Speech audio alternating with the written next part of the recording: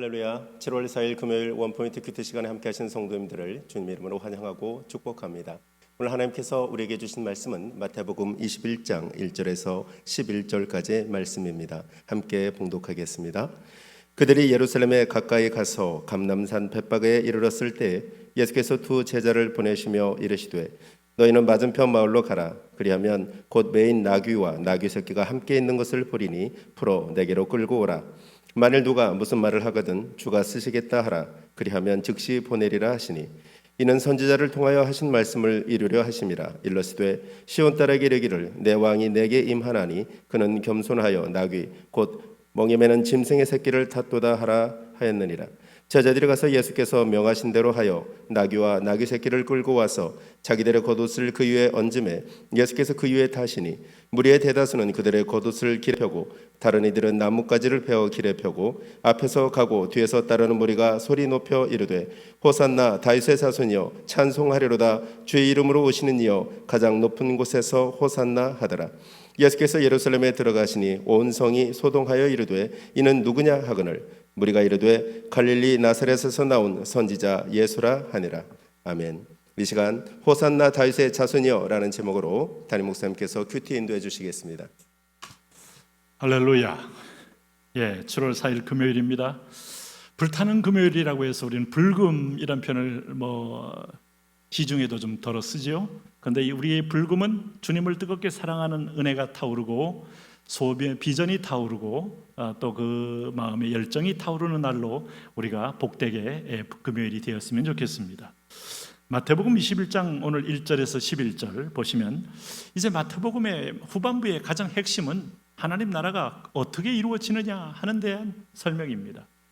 그것은 이미 예수님을 통하여 우리가 그분께서 설명하신 대로 인자가 모욕당하고 채찍을 당하고 못 박히고 그러고 난 다음에 부활하리라 하는 얘기 속에 하나님 나라가 문이 열리는 영원한 비밀을 설명해 주고 있어요. 여러분 구약이 두껍죠? 오늘 39권의 구약은 신약의 성경의 3분의 2를 차지합니다. 그 엄청난 메시지 가운데서 우리는 구약의 얘기는 결국 성전 얘기였고 성전에서 5대 제사 얘기였다는 걸 알 수 있어요.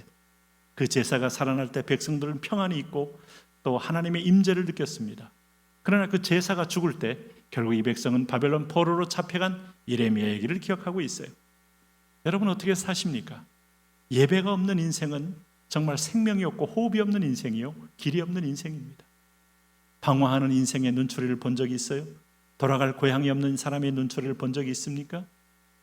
네, 우리는 하나님의 자녀로 영원한 본향으로 돌아갈 하나님 백성이죠.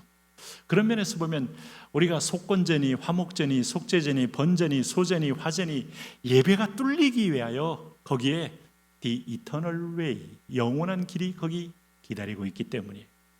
그래서 성소들은 여러분 결코 천국이 아닙니다. 성소들은 더럽고 지저분하고 우리 죄를 벗어버리고 태워버리고 우리는 찌겨 죽여 피 흘려 덮어야 합니다. 그리고 그 피를 불러서 우리는 성소로 들어와야 합니다. 분향단에서 기도하고 올리면서 마지막 최후의 장막을 걷고 지성소 들어와서 시은좌 위에 피를 뿌림으로 오늘 하나님의 임재 안에서 주님과 연합하는 자리가 천국인 거죠. 거기서 영원한 문이 열립니다. 새롭고 산 길, 히브리서는 그것을 새롭고 산 길이다 라고 설명하고 있어요. 그 길을 위하여 오늘 주님은 지금 열기 위하여 막혔던 천국으로 가는 길을 열기 위하여 오셔서 십자가 지시기 전에 이렇게 설명하시는 거예요. 여러분 보세요.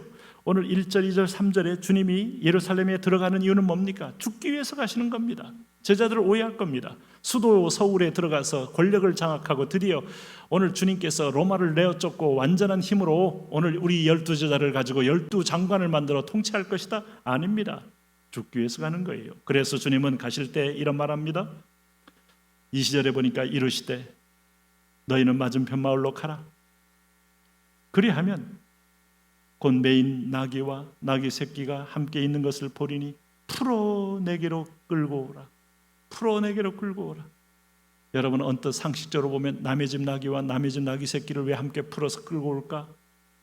3절에 보니까 만일 누가 무슨 말을 하거든 주가 쓰시겠다 하라. 그리하면 즉시 보내리라 하시니 예언적으로 말씀하신 거예요.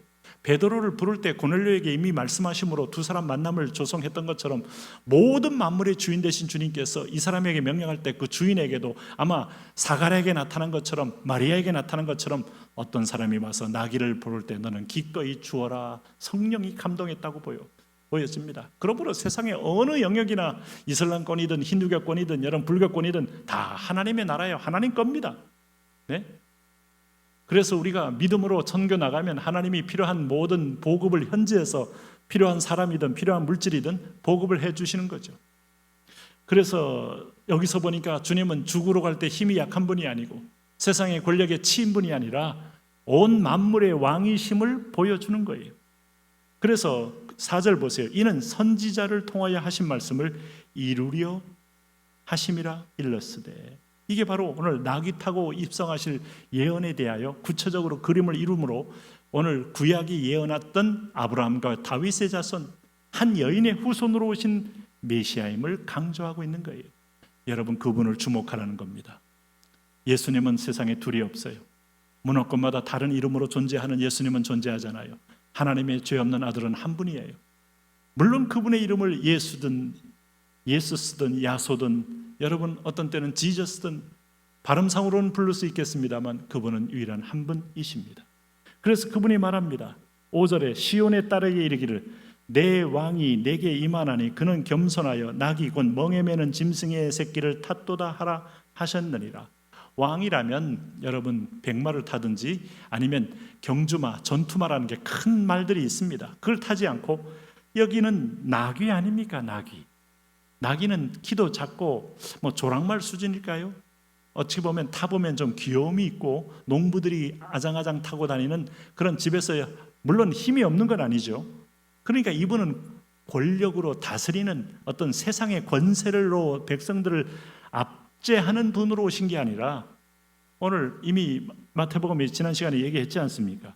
내가 온 것은 섬김을 받으려 함이라 섬기려 하고 도리어 많은 사람을 위하여 대속물로 주려 하려 하심이라. 그 섬김의 절정으로 오신 그분의 모습을 보여주는 거예요. 왕이 돼 섬김의 왕.